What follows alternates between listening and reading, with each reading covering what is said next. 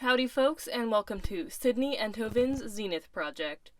So before we jump into the super cool new project, I want to give a little background on the journey it took to get there. My first project, now named the Corona Failure Project in my Google Drive, was going to be videos that went along with some lyrical essays I wrote for English. My friend and I made over 100 storyboards, I had a schedule planned out, everything was going great. Then, well, I'm sure you all know what happened. So the idea was trashed, deemed Corona Failure Project, and it was back to the drawing board for an idea that was a little smaller in scale and didn't involve any actors. I love my family, but acting is not their strong suit. In my list of Zenith ideas, there was an unused one that I thought could work. Originally, I had the idea of a poetic documentary that followed someone around for a day or for their job. I wasn't sure what job yet, and I was leaning towards janitor, but now I was going to repurpose that idea into a fully fledged poetic documentary. So, what is a poetic documentary? Well, both juniors and seniors alike may have remembered learning about the different types of documentary when we were making our documentaries.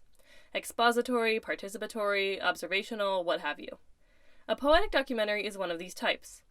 They're very abstract and experimental, often there to evoke feelings rather than tell a complete and coherent story. It's similar to a poem. The key word is feelings. I began watching poetic documentaries I found on YouTube. Though many were without narration, I was most drawn to the ones that had poetry in the background. My favorites were The Trail of Happiness, Into the Woods, and Am I Cute?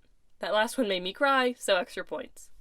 I realized I wanted some words in the background of mine, so I decided I wanted to evoke the feelings that I had in this quarantine.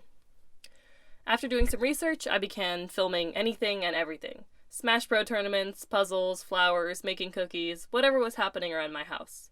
I then went into the editing room and arranged everything into a poem that I wrote after filming. I found some music that fit the piece really well, and it all came together. This was a bit of a strange choice for my Zenith. I was never super confident in my abstract or experimental skills, plus I had never made a poetic documentary before, so I would be approaching new territory. But I love the junior year documentary unit, and I wanted to improve my cinematography, so I took the plunge. Is it perfect?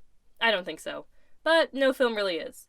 However, I definitely think it's pretty good, and something I'm proud to have be my final freestyle project. So without further ado, please enjoy my Zenith project.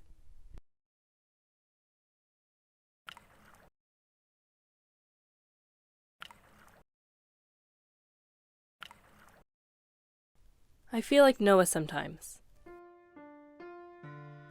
Aimlessly floating in a big arc. No rhyme or reason. Sometimes I feel like a caged animal.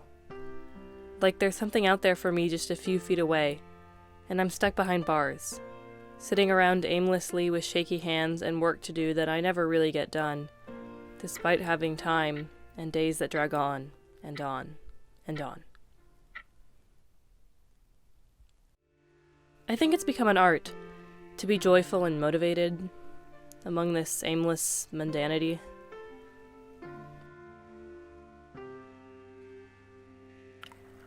Piles of clothes and books we don't read, though I'm thinking of picking up the one where you wrote in the margins for me that one time.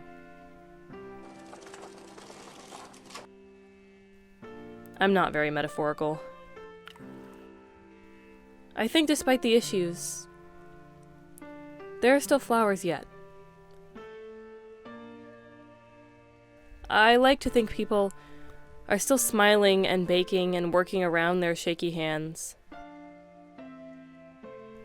I think there's something to be found in old party decorations and dishwashers and a lazy afternoon, with homemade mac and cheese and something that's like easygoing.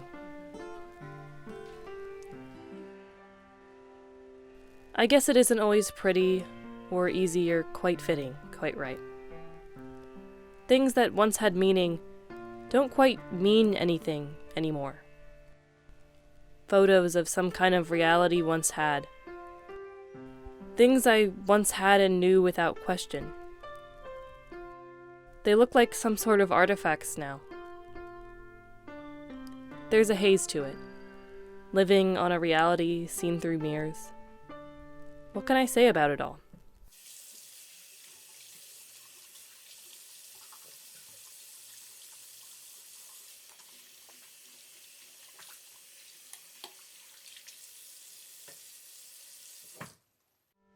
Give and take.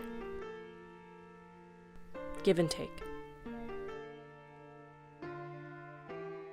Flowers that are fake are still flowers. I think that's all we have to know.